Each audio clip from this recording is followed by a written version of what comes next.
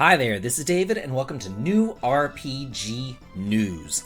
We have a lot to discuss this week. We got Sea of Stars, Forespoken, Valkyrie Elysium launch date, Diofield Chronicles, Piece Odyssey, Digimon Survive, lots and lots of news to talk about.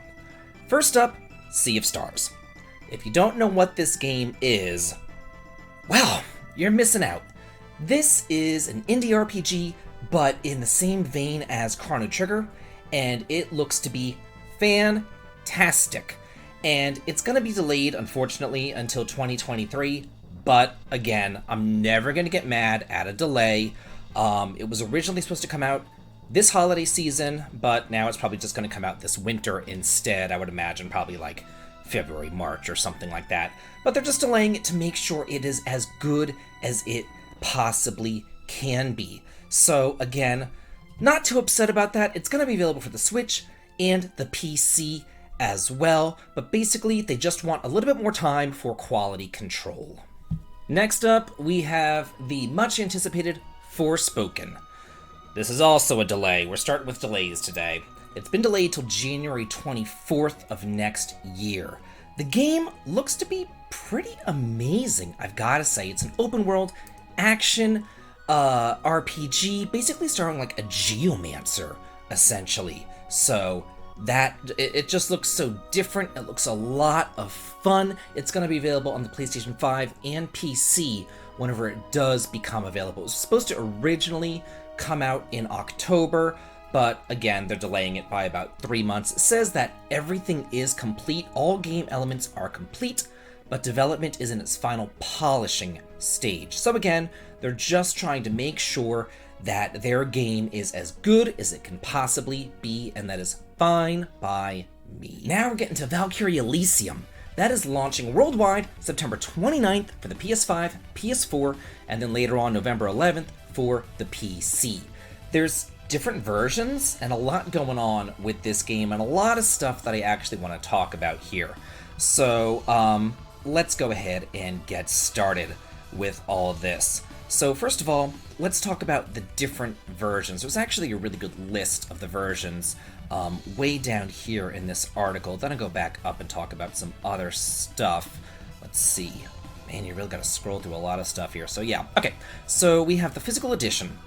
That's going to be the PlayStation 5, PlayStation 4. It's going to be $60, and your pre-order bonus is a Valkyrie Elysium avatar, which, you know, that seems digital to me, and I don't really care about. Then there is a digital edition, and it's the same price, same release date, but you get a pre-order bonus of a weapon. So yeah, again, digital stuff, whatever. Then there's the PlayStation 4 Digital Deluxe Edition. This one's going to cost $15 more, set at $75. It's only getting released for the PlayStation 5 and PlayStation 4, not the PC, oddly enough. But the main cool thing about this one is that it actually comes with Valkyrie Profile Lenneth, a digital edition of that. Basically, Valkyrie Profile Lenneth is a PSP remake of the first game.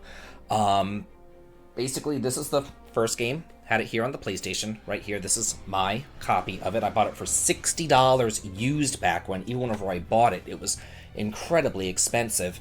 But I still have it all here. I have both discs, the instruction manual, all that. But on the PSP, there was a remake. And it's going to come with some extra stuff, such as like save states and fast forwarding and rewinding and things like that. You also get a digital weapon, and you get early access to the game as well. So basically, if you spend this $15 more, you get to play the game 3 days in advance, plus you get a copy of Valkyrie Profile Lenneth if you weren't able to get that on the PSP or the original on the PlayStation. Then later on in November, the PC version is coming out digitally, of course, but without Valkyrie Profile Lenneth, oddly enough. You do get early access to it 3 days in advance as well, though. The Digital Deluxe Edition will give you just, for $5 more, you get an extra weapon or something. So, yeah, it's just kind of odd. But let me talk about Valkyrie Elysium and why I, myself, am very apprehensive about it. Basically, they're turning it into an action RPG. Valkyrie Profile, the original.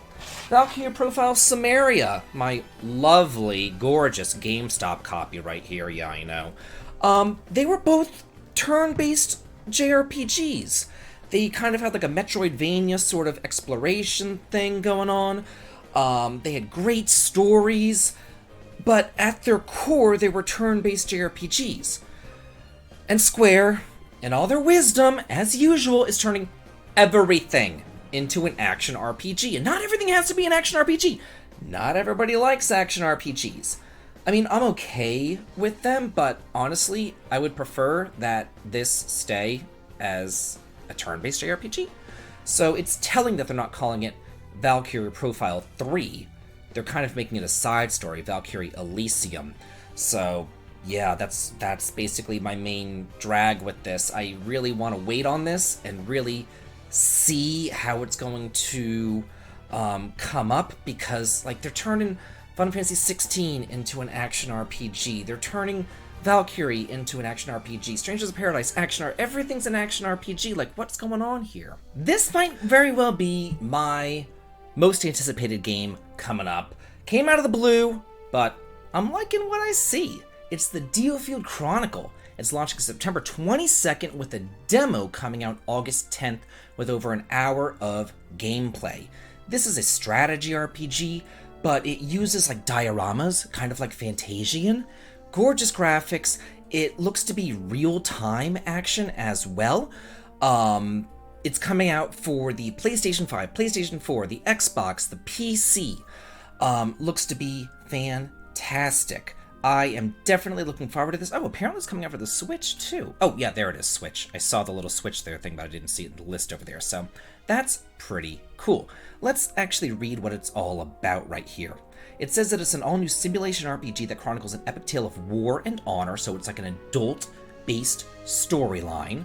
Features a unique world depicting using beautiful graphics that blends fantasy, medieval, and modern-day influences, as well as a deep yet innovative real-time battle system. So we're looking at something along the lines of Ogre Battle here, or Growlancer, with a real-time battle system. We're not looking at something like Final Fantasy Tactics, or Triangle Strategy, or Fire Emblem. It's different.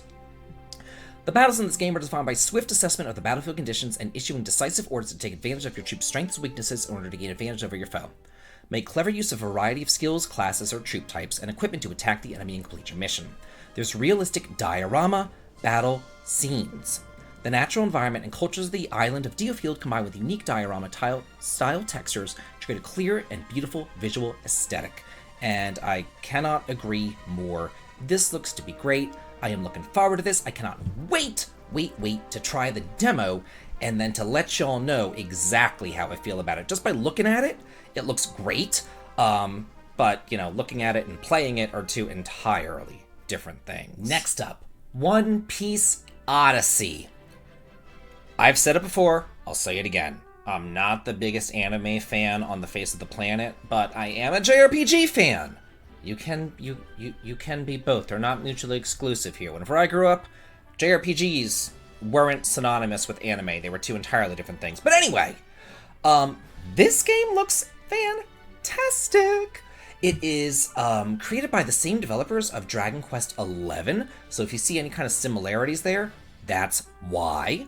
We got to see 18 minutes of gameplay during the Anime Expo back on July 2nd. And it looks great. We're talking turn-based JRPGs, a beautiful, lively world. It's going to be its own self-contained story, so you don't need to watch 1,000-something episodes to figure out what's going on. You could just kind of just jump right on into it. So basically, it's saying that the Straw Hats are all together, but then they kind of get washed up on a mysterious island after a storm at sea, and then they have to go around and, you know, figure out the mysteries of the island. So it is its own self-contained stories with a turn-based system. I literally just talked about how Square is going away from the turn-based system, but thankfully other games are kind of picking up their slack. Other developers are. And you know, maybe this might be a window, a way for me to get into One Piece or into other animes. I don't think so, but maybe. You never know. From what I've seen of the battle system, it is turn-based, but it also looks like it utilizes positioning, like Chrono Trigger, where certain techs or skills will hit enemies in a line or a circle or something like that. So that looks really, really nice. It says that it's due out for PlayStation 5, Xbox, PlayStation 4, and PC sometime this year. We still don't have a release date, unfortunately, but we are seeing the game in English, so the translation is happening, and it shouldn't be too long now until we get this fully out. And now for our last piece of news. Digimon Survive. We've gotten a gameplay trailer, we have some screenshots, and I know a lot of people are excited about this one, but there's a word in this article that makes me not excited about it at all. And those words are visual novel. Ugh. Why do you have to take a good game and ruin it with a visual novel? Why? Why? I know some people out there like them. Not a fan. It says that Digimon Survive presents a hybrid visual novel and tactical RPG. So, this is not a real-time RPG like Diofield Chronicles. This is a turn-based tactical RPG like Fire Emblem or Final Fantasy Tactics. So we have a turn-based tactical RPG plus a visual novel thing going on, maybe like Summon Night, maybe like the Summon Night series. I feel like that's kind of what you're going to be getting yourself into here, and if this is anything like Summon Night, it's probably one of those boring RPGs I've ever played in my entire life, so yeah, there's a warning there. Mysterious world filled with dangerous monsters and deadly battles that will test your ability to survive. After getting lost on a school trip, Takuma Momozuka finds himself transported to a world inhabited by ferocious foes and new allies. Join Takuma and his friends as they fight their way back home. Craft a story in this thrilling visual novel with turn-based combat. Yeah, choosing people from a list with the little pointer looks very thrilling. Yeah, visual novel. Ugh. Oh, good lord. Okay, so it does say this, though. Your choices affect your gameplay, so choices that actually matter. That's nice. You bond with other NPCs, your Digimon's evolution, and the outcome of your adventure. All of those choices that you make will matter. So, yeah. It's coming out this month for the PlayStation 4 and the Switch, as well as the Xbox One and PC. Not the PlayStation 5, oddly enough, but it's coming out July 29th, so just later on this month, this one's coming out. But again, visual novel, no. You take that, and then you also take evolution and monster capturing, and you have a recipe for disaster as far as I'm concerned. But I know a lot of you out there might like it, so that's why I'm reporting it, but I'm still always giving my honest opinions. So anyway, what games are y'all most excited about? What are you most looking forward to? Let me know in the comments, and as always, have a good day.